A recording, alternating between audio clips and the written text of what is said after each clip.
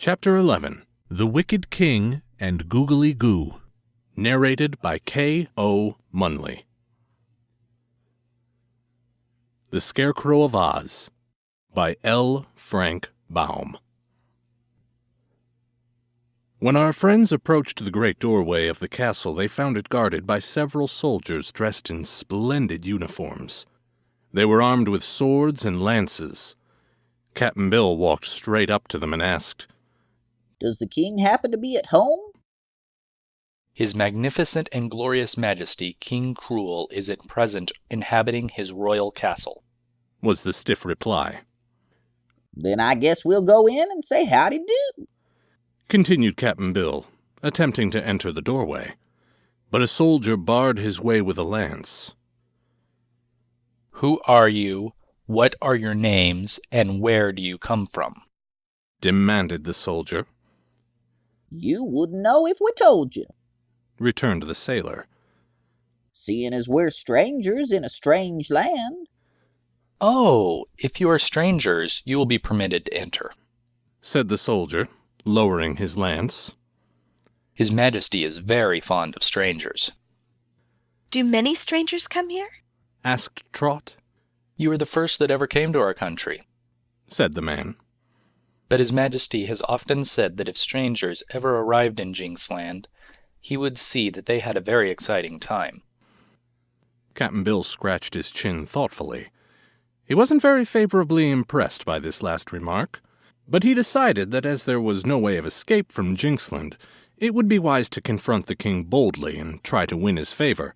So they entered the castle, escorted by one of the soldiers. It was certainly a fine castle, with many large rooms all beautifully furnished.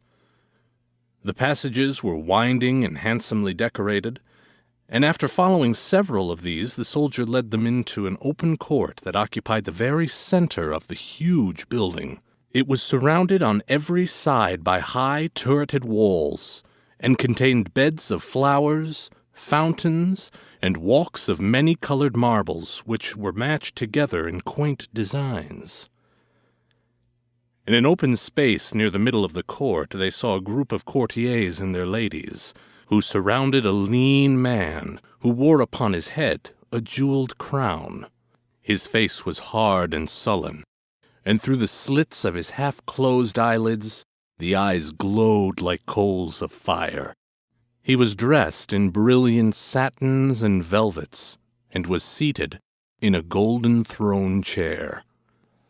This personage was King Krewl, and as soon as Cap'n Bill saw him, the old sailor knew at once that he was not going to like the King of Jinxland. "Hello. Who's here?" said His Majesty, with a deep scowl. "Strangers, sire," answered the soldier, bowing so low that his forehead touched the marble tiles. "Strangers, eh? Well, well. What an unexpected visit. Advance, strangers, and give an account of yourselves."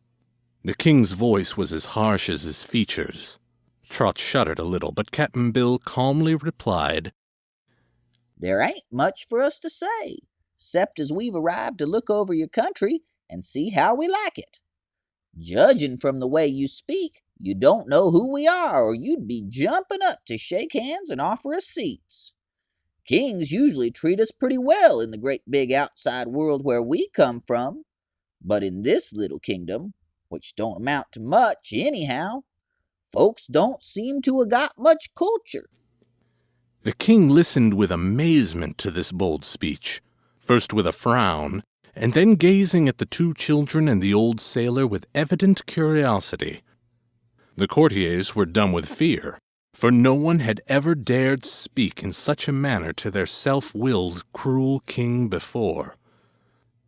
His Majesty, however, was somewhat frightened, for cruel people are always cowards, and he feared these mysterious strangers might possess magic powers that would destroy him unless he treated them well. So he commanded his people to give the new arrivals seats, and they obeyed with trembling haste. After being seated, Cap'n Bill lighted his pipe and began puffing smoke from it, a sight so strange to them that it filled them all with wonder. Presently, the king asked, How did you penetrate to this hidden country? Did you cross the desert or the mountains? Desert. answered Cap'n Bill, as if the task were too easy to be worth talking about. Indeed, no one has ever been able to do that before, said the king. Well, it's easy enough if you know how, asserted Cap'n Bill, so carelessly that it greatly impressed his hearers.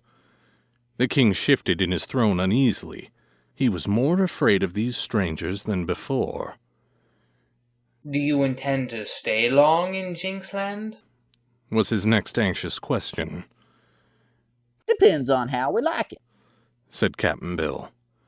Just now, I might suggest to your majesty to order some rooms got ready for us in your dinky little castle here, and a royal banquet with some fried onions and pickled tripe would set easy on our stomachs and make us a bit happier than we are now. Your wishes shall be attended to, said King Krewl, but his eyes flashed from between their slits in a wicked way that made Trot hope the food wouldn't be poisoned. At the king's command, several of his attendants hastened away to give the proper orders to the castle servants, and no sooner were they gone than a skinny old man entered the courtyard and bowed before the king. This disagreeable personage was dressed in rich velvets, with many furbelows and laces. He was covered with golden chains, finely wrought rings, and jeweled ornaments. He walked with mincing steps and glared at all the courtiers as if he considered himself far superior to any or all of them. Well, well, your majesty, what news? What news? He demanded in a shrill, cracked voice. The king gave him a surly look. No news, Lord Googly Goo, except that strangers have arrived, he said. Googly Goo cast a contemptuous glance at Cap'n Bill, and a disdainful one at Trot and Button Bright.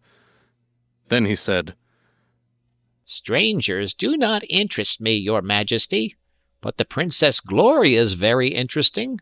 Very interesting indeed. What does she say, sire? Will she marry me? Ask her, retorted the king. I have many times, and every time she is refused. Well, said the king harshly. Well, said Googly Goo in a jaunty tone. A bird that can sing and won't sing must be made to sing. Huh, sneered the king. That's easy with a bird, but a girl is harder to manage. Still, persisted Googly Goo, we must overcome difficulties. The chief trouble is that Gloria fancies she loves that miserable gardener's boy, Pon. Suppose we throw Pon into the great gulf, your majesty? It would do you no good, returned the king. She would still love him. Too bad, too bad, sighed Googly Goo. I have laid aside more than a bushel of precious gems, each worth a king's ransom, to present to your majesty on the day I wed Gloria. The king's eyes sparkled, for he loved wealth above everything, but the next moment he frowned deeply again. It won't help us to kill Pon, he muttered. What we must do is kill Gloria's love for Pon. That is better, if you can find a way to do it, agreed Googly Goo. Everything would come right if you could kill Gloria's love for that gardener's boy. Really, sire, now that I come to think of it, there must be fully 1.5 bushels of those jewels. Just then a messenger entered the court to say that the banquet was prepared for the strangers. So Cap'n Bill, Trot, and Button-Bright entered the castle and were taken to a room where a fine feast was spread upon the table. I don't like that Lord Googly Goo, remarked Trot as she was busily eating. Nor I. Said Cap'n Bill.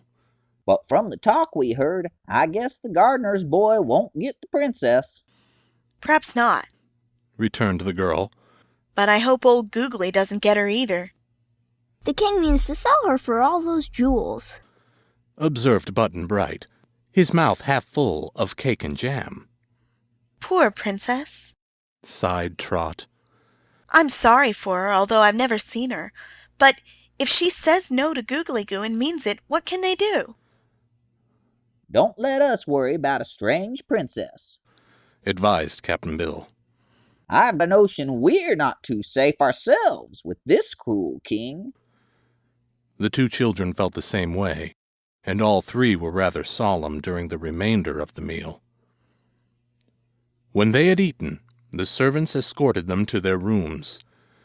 Cap'n Bill's room was way to one end of the castle, very high up, and Trot's room was at the opposite end, rather low down. As for Button-Bright, they placed him in the middle, so that all were as far apart as they could possibly be. They didn't like this arrangement very well, but all the rooms were handsomely furnished, and being guests of the king, they dared not complain. After the strangers had left the courtyard, the king and Googly Goo had a long talk together, and the king said, I cannot force Gloria to marry you just now, because those strangers may interfere.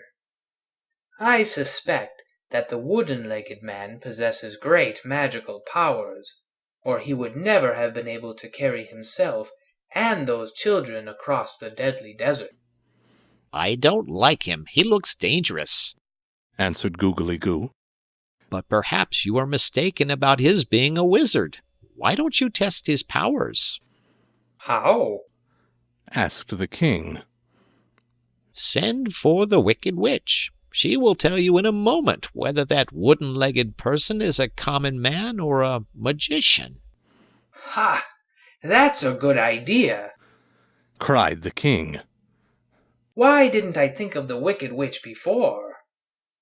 But the woman demands rich rewards for her services.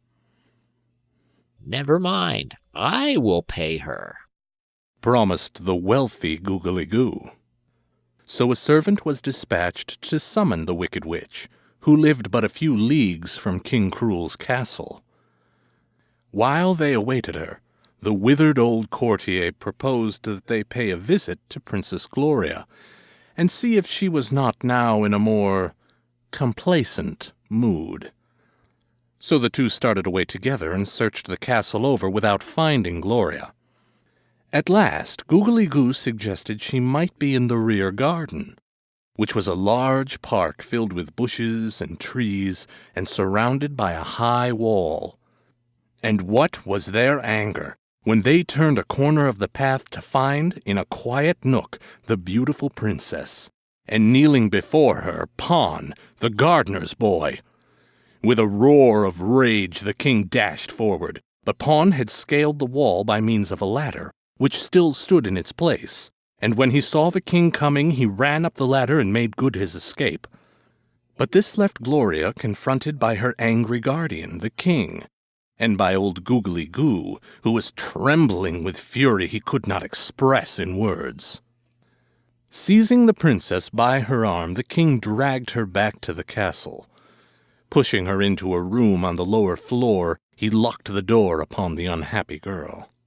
At that moment, the arrival of the Wicked Witch was announced. Hearing this, the king smiled as a tiger smiles, showing his teeth. And Googly Goo smiled as a serpent smiles, for he had no teeth except a couple fangs. And, having frightened each other with these smiles, the two dreadful men went away to the royal council chamber to meet the Wicked Witch. End of chapter 11.